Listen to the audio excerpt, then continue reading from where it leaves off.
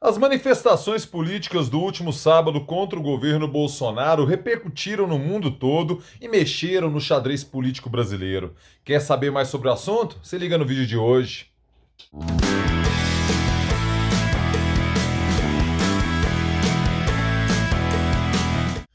Fala aí, rapaziada! Tudo beleza? Maio já está no final, sim! Bora gravar o vídeo de hoje, segunda-feira, dia 31 de maio de 2021. Como eu falei, maio já está no final. E eu começo aquele pedido clássico e tradicional. Está pintando pela primeira vez aqui no canal? Seja muito bem-vindo, seja muito bem-vinda. Aproveite a ocasião, inscreva-se aqui no canal, porque você ganha sim, você ganha vídeo novo todo dia. Eu tenho o prazer de ganhar a sua nobre companhia e você ganha vídeo novo todo dia. Mas é todo dia? Mas é todo dia mesmo, Pablo? Sim, meu filho, sim, minha filha. Diariamente estou por aqui no youtube.com/Pablo Costa, trazendo os vídeos com os assuntos, com os temas que eu sei que você curte. Política, história, democracia, cultura, cidadania e tudo mais que se passa em minha cabeça simplesmente doentia. Não vacile, inscreva-se agora aqui no canal. Como eu falei, é um prazer, é uma honra ter a sua companhia por aqui. Muitíssimo obrigado mesmo, de coração, a todos vocês que se inscrevem, que comentam, que prestigiam, que deixam like. Vocês são sensacionais. Bora lá, sabadão, dia 29 de maio, várias capitais do Brasil, várias cidades de menor porte registraram protestos contra o governo Bolsonaro. A gente teve, no ano passado, o início de um movimento de resistência a Bolsonaro, capitaneado pelas torcidas organizadas. Você se recorda dos movimentos antifas e tudo mais. Agora a coisa se deu de forma mais expressiva no quantitativo e também capitaneada por outras forças sociais. E isso é que dá a diferença política e simbólica do que aconteceu no último sábado perante o que víamos acontecer, vimos acontecer em 2020 e que estávamos vendo acontecer nas manifestações pró-governo Bolsonaro. O primeiro ponto evidente é que o monopólio das ruas não está mais nas mãos do bolsonarismo. Eles não detêm o monopólio das ruas.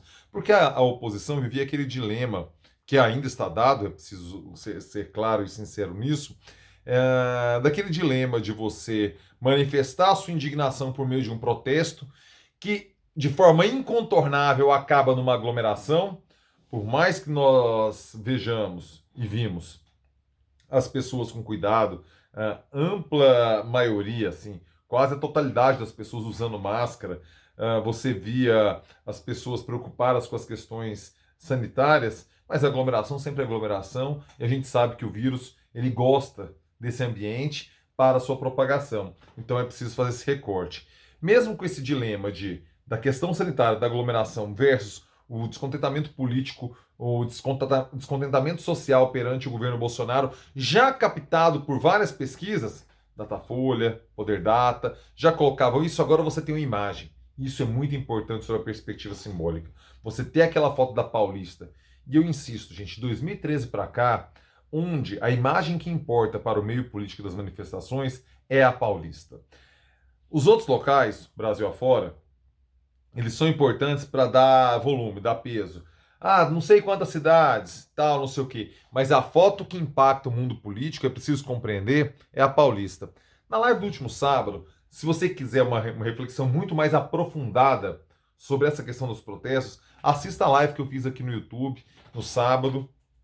O Cipriano, um jornalista importante aqui de Goiás, muito experiente, discordou de mim. Colocou que nas diretas já a Candelária e a Praça Cívica aqui de Goiânia, a Candelária no Rio de Janeiro e a Praça Cívica aqui de Goiânia foram mais relevantes para as diretas já do que as manifestações em São Paulo, que naquele contexto aconteceu no Vale do Anhangabaú. E eu concordei com o Cipriano. Só que o contexto das diretas já de 85 não é o contexto de 2021. 2013 inverteu essa lógica e a Paulista se transformou nesse palco que antes, em São Paulo, era o Vale do Anhangabaú. Então existe uma diferença de geracional na construção imagética dos protestos, compreende? E nessa lógica imagética, peguemos aqui o noticiário do mundo. CNN, eu não vou me arriscar a falar o nome dessa TV alemã, Não vou passar essa vergonha aqui, não vou lhe constranger dessa forma e nem passar essa vergonha. A TV estatal alemã, os jornais Le Monde francês, o inglês The Guardian, quem mais destacou? É o País, Libération, que também é francês, é o País espanhol, o La Nation argentino, todos esses jornais já destacaram os protestos e falando das milhares de pessoas que ocuparam as ruas pedindo, questionando o governo Bolsonaro, pedindo impeachment de Bolsonaro, pedindo auxílio emergencial, pedindo vacina, mas essencialmente um protesto anti-Bolsonaro e anti tudo que ele representa. Essa foi a repercussão mundo afora e a gente sabe, né? Várias publicações já estavam colocando tudo isso. As pesquisas estavam captando, as publicações vendo o que acontecia no Brasil e a insatisfação do nosso povo, de parcela hoje majoritária, segundo as pesquisas do nosso povo, pelos caminhos trilhados pelo Brasil. Observa-se que o Lula não participou. O PT foi sim uma bandeira muito à mostra nos protestos Brasil afora, mas Lula não se manifestou, Lula não esteve presente. Ele quer fazer um contraponto, o desejo de Lula é fazer um contraponto à presença contínua do Bolsonaro nessas manifestações. Veja que Lula nem incentivou e nem desincentivou, ficou na dele e não esteve presente.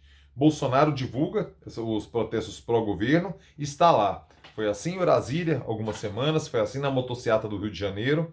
E veja você que a estratégia do bolsonarismo de dar boas imagens, de juntar gente, mudou.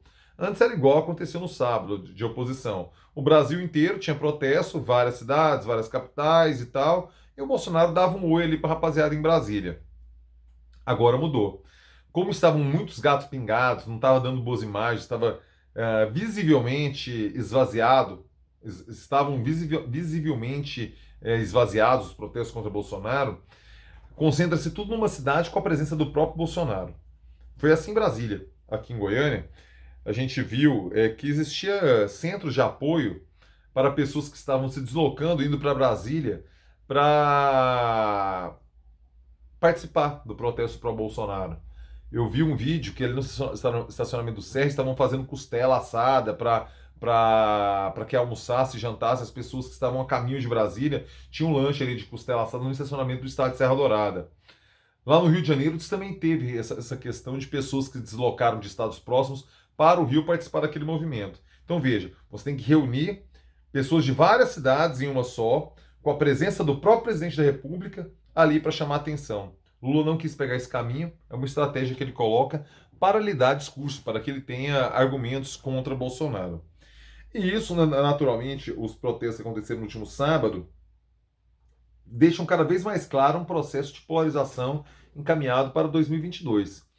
Vai diminuindo a possibilidade do tal nome de centro achar espaço em primeiro turno, a não ser que a gente veja um derretimento completo. Hoje, mais fácil um derretimento completo já é Bolsonaro. Lula, eu tenho a impressão que Lula já apanhou o que tinha que apanhar nesses anos, né? Nos últimos anos.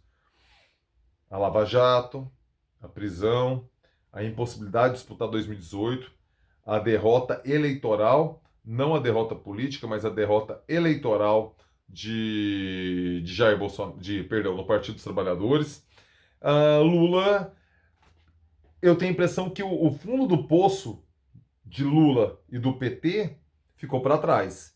Não quer dizer que 22 vai ser aquela ascensão como foi 2010, quando o Lula elegeu Dilma Rousseff, que não tinha a menor tradição eleitoral, nunca tinha se candidatado e tudo mais, mas a popularidade do Lula era tamanha que foi suficiente para colocar Dilma em segundo turno e vencer a eleição de 2010. Veja você que 22 não é 2010. Mas eu tenho a impressão que o fundo do poço do PT passou. O fundo do poço do bolsonarismo passou? Ou sequer ele atingiu o fundo do poço? Nem passou. Porque na verdade vem com uma derrocada, né? Em relação à percepção do que é o governo Bolsonaro. Isso passou? Não sei. Se derreter mais é a possibilidade de nome de centro. Hoje, isso é improvável. Hoje, aparentemente, o Bolsonaro se comunica muito bem com a bolha dele, de forma suficiente para deixar uma candidatura competitiva. Não necessariamente chega no segundo turno, pode inclusive perder no primeiro turno para Lula, mas sendo competitivo, como aconteceu com Lula em 94, 98.